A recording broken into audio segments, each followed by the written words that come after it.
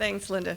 So I'm Alice Ridgway. I'm the manager for the Birth to 3 Systems Support Team, and we get to share acronyms with Part B. So I don't need to explain these to you because Jim and Diane just did a great job.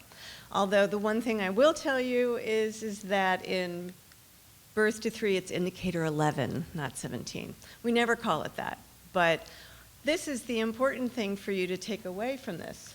This is our simmer.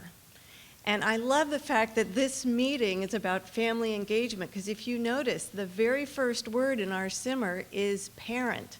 We were one of only 5 states that were allowed to choose a family outcome as our simmer. All the rest are working on child outcomes.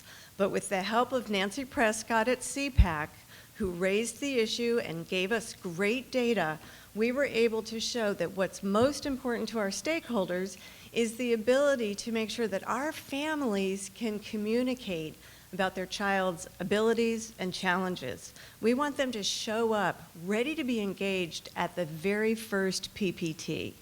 So that's our simmer, that's where we're taking our SIP.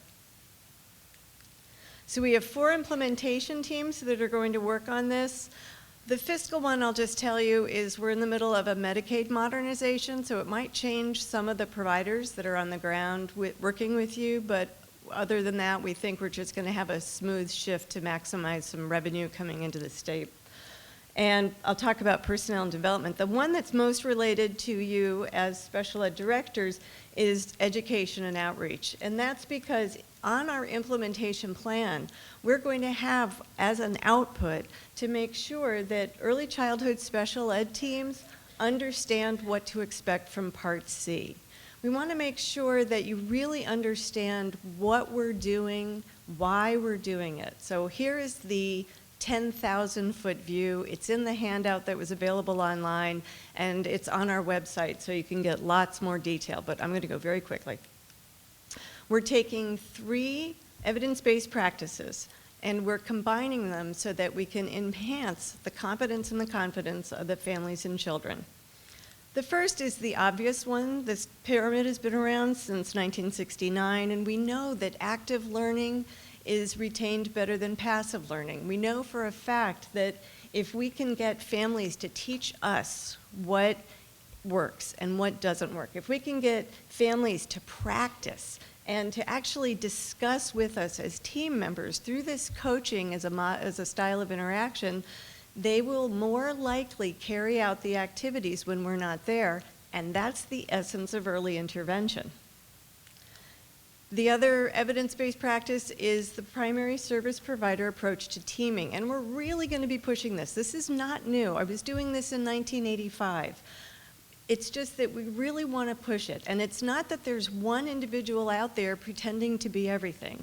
It's that there's one person out there who has the best relationship with the family, and they have a full team back in their office who they can consult with when they have questions about areas of development.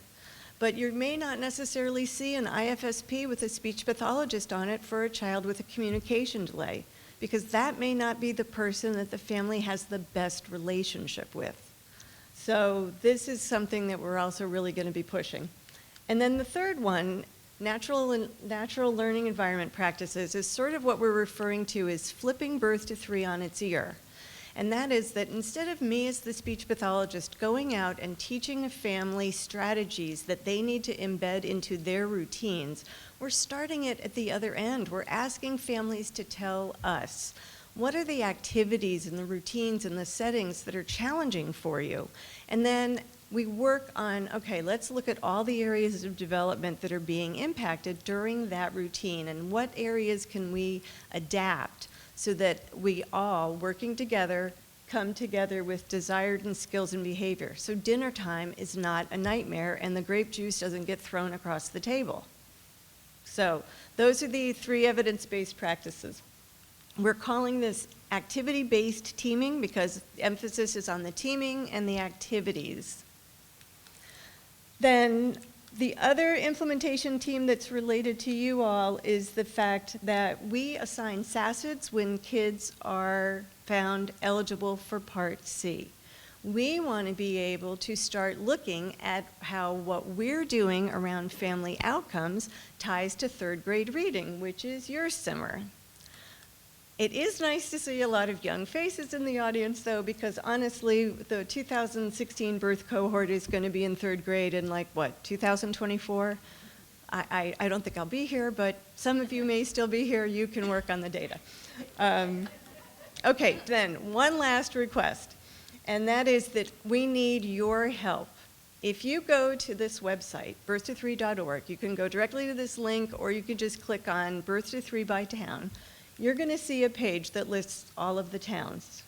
If you would please ask someone to click on your town, and then down at the bottom of the page is a link to a PDF about your early childhood special education teams.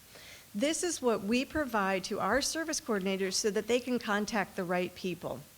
When you click that, I'm picking on Litchfield because I live in Litchfield and I know that Gary's not with us anymore, so I know this is out of date. You will see who they're supposed to call for referrals and who they're supposed to call to schedule transition meetings if it's different. And down at the bottom of the PDF is the date when it was last updated, and it'll be a new name, but it'll say who to contact if you have updates. Please print these out, write on them, fax them, scan them, email them. Let us know who the right people are. Or if there's better information you would like us to put on the page for your town, if you have an early childhood link on your town school website that you would like us to include, let us know. We will gladly include that information. So here's the two contact informations you need right now. Just for that LEA contact that I was telling you about, Karen Pitt is the person who coordinates that, and that's her email address. It should be on the bottom of those PDFs. And then if you have any questions about the SIP or our SIMMER or how we're approaching family outcomes, feel free to contact me. Thank you very much.